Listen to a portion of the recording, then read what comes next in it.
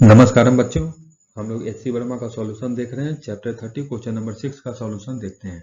इस क्वेश्चन में कह रहा है a charge q is placed at a distance a/2 distance पर यहाँ पर एक चार्ज q रखा हुआ है।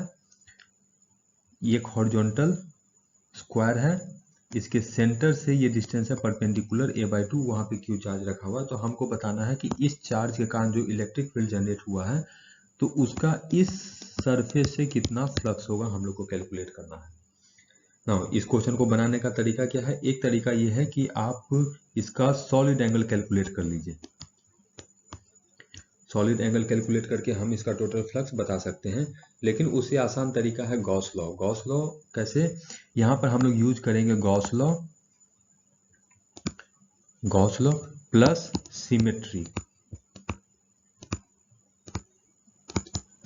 सिमेट्री यूज करके हम डायरेक्टली बता सकते हैं कि इससे कितना फ्लक्स आएगा। ध्यान देने वाली ये बात यह है कि गॉस लॉ जब भी यूज किया जाता है तो किसी क्लोज सरफेस के लिए यूज किया जाता है, और इस चार्ज के लिए ये जो सरफेस है ये क्लोज सरफेस नहीं है, तो इस सरफेस के लिए हम गॉस लॉ अप्लाई नहीं कर सकते हैं। क्योंकि जब भी गॉस लॉ लगाएंगे तो वो किसी क्लोज सरफेस के लिए होगा, तो हमको कोई क्लोज सरफेस बनाना पड़ेगा। अब देखते हैं इसको। जैसे इस तरह का सिचुएशन दिया हुआ है,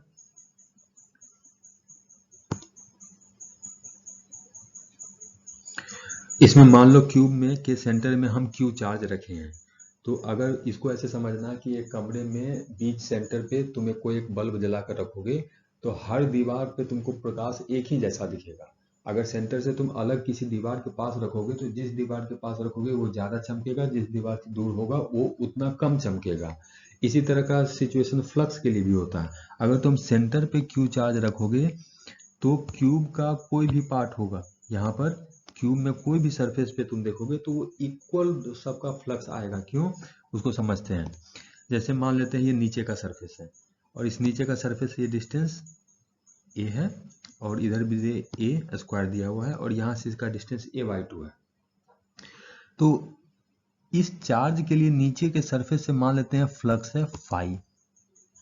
इस चार्ज के कारण ये जो इलेक्ट्रिक फील्ड है तो इस सरफेस से इसका फ्लक्स मान लेते हैं फाई है। अब क्या करते हैं, अब ये सरफेस नीचे की जगह ऊपर में हो तो भी कोई दिक्कत नहीं है, डिस्टेंस a/2 होना चाहिए, और बिल्कुल जैसा स्ट्रक्चर रखा हुआ है बिल्कुल वैसा ही होना चाहिए, ओरिएंटेशन से फर्क नहीं पड़ता है। तो अगर सरफेस को हम a/2 डिस्टेंस पे यहाँ पे ऊपर में इस तरह से मान लेते हैं तो यहाँ भी कितना हमको फ्लक्स होगा, यहाँ भी फ्लक्स फाई आएगा। तो दोनों सरफेस मिलाकर कितना फ्लक्स हो गया? दोनों सरफेस मिलाकर फ्लक्स हो गया 2 फाई। इसी तरह से ये वाला a/2 डिस्टेंस पे इधर अगर ले लेते हैं सेम ही एरिया का सरफेस a/2 परपेंडिकुलर, तो देखो जैसे ये था वैसा ही ये सरफेस है, तो इससे भी फ्लक्स हो जाएगा फाई। इसी तरह से एक और सरफेस ले लेते हैं इधर, तो ये भी हो गया, ये भी हो गया हम लोग को फाई। तो अब 4 सरफेस लिए तो टोटल फ्लक्स कितना हो गया? 4 × फाई। इसी तरह से ये सरफेस जो होगा पीछे की तरफ भी एक ले लेते हैं फाई, और आगे की तरफ भी एक ले लेते हैं फाई, तो ये एक क्यूब बन जाएगा। ये ABCDEFGH ये एक क्यूब बन गया। अब देखो ये क्यूब टोटल क्लोज हो गया कि नहीं? हाँ, ये क्यूब तो एकदम बिल्कुल जैसे कमरा में बंद हो जाते हैं उस तरह से हम लोग बंद हो गए। तो ये क्यूब हो गया, क्लोज्ड हो गया, और इस क्यूब के कारण हमको टोटल फ्लक्स कितना आया? देखो एक सरफेस, दो सरफेस, तीन सरफेस, चार सरफेस, एक अंदर की तरफ 5, एक बाहर की तरफ 6, तो 6 फाई ये टोटल फ्लक्स आया। और जब सरफेस हम लोग को क्लोज्ड हो गया तो गॉस लॉ कहता है कि क्लोज सरफेस के अंदर जितना भी फ्लक्स आएगा वो अंदर का charge divided by epsilon not होगा। तो यहाँ से हम लोग लिख सकते हैं टोटल फ्लक्स थ्रू क्यूब कितना हो जाएगा? Q divided bye epsilon not. तो यहाँ पर ABGH एक सरफेस से कितना होगा? वो Q/6 epsilon naught, 6 phi equal to Q/इप्सिलॉन नॉट हो गया। तो phi equal to Q divided by 6 epsilon naught, ये हो जाएगा आंसर। अब देखो इस क्वेश्चन में मान लो केवल ये सरफेस देता और ये सरफेस देता और पूछता कि कितना फ्लक्स होगा, तो 2 फाई करते इसको, तब आंसर हो जाता Q divided bye 3 epsilon not.